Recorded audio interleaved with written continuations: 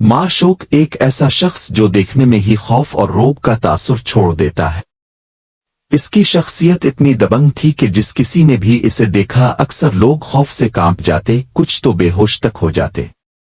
माशूक के पास एक खास फिन भी था, वो किसी को लम्हों में सुला सकता था और दायमी बेख्वाबी का इलाज भी कर सकता था। पूरे कोरिया में ये सलाहियत सिर्फ इसी के पास थी। आजकल माशूक ने गैंगस्टर की जिंदगी छोड़कर बॉक्सिंग कोचिंग शुरू कर दी थी।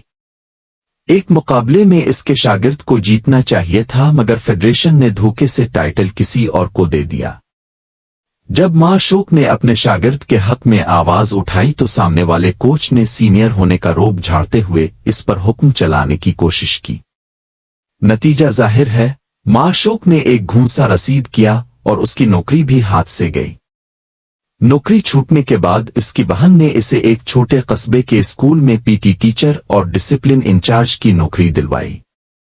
स्कूल जाते हुए रास्ते में इसकी गाड़ी का टायर फट गया।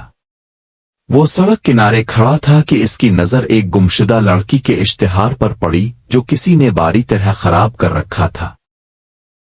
माशूक ने इश्तिहार साफ किया और गाड़ी मैकेनिक के पास पहुंचा दी। मैकेनिक की दुकान के सामने इसने 3 लड़कियों को एक कमजोर सी तालबा को तंग करते देखा। इंसाफ पसंद माशूक ने फौरन रोकने की कोशिश की, मगर लड़कियों का रवैया बहुत गुस्ताखाना था।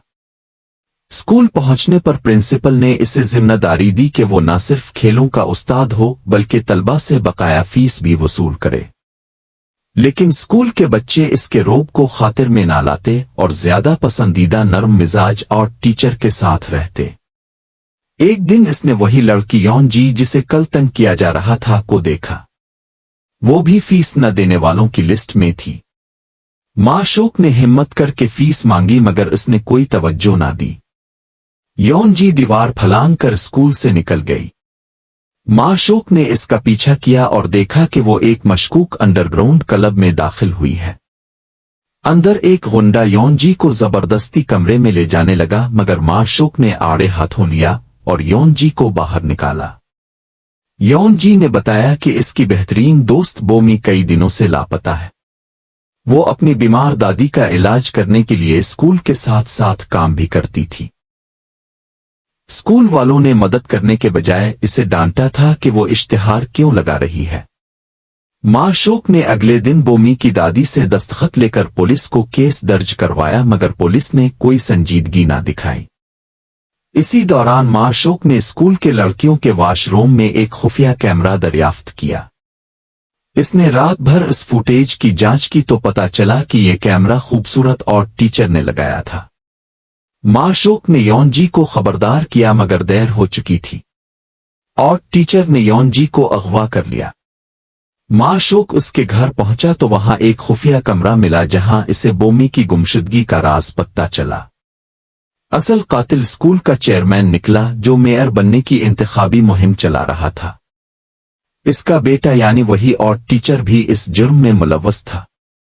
यौन जी जख्मी हालत में छपी हुई मिली। माशूक ने अपनी जान खतरे में डालकर इसे बचाया और टीचर को मारकर पुलिस के हवाले किया, मगर पुलिस और स्कूल के अफसरान सब मिले हुए थे। माशूक ने अपनी पुरानी गैंगस्टर जिंदगी याद करते हुए खुद ही इंसाफ करने का फैसला किया। चेयरमैन को जश्न मनाने जाते हुए माशूक ने गाड़ी से टकरा कर नीचे गिराया और इसे बुरी तरह मारा। आखिरकार सही सबूत और माशूक की मेहनत से पुलिस ने चेयरमैन और टीचर और सब मुलव्वस अफराद को गिरफ्तार कर लिया। यौन जी बच गई, मगर बोमी का कत्ल हमेशा के लिए एक दुख बन गया। माशूक इंसाफ दिलवाने के बाद एक बार फिर अपनी पुरानी दुनिया में लूट गया, पीछे सिर्फ एक खिलौना छोड़कर जो यौन जी को इसकी याद दिलाता रहा।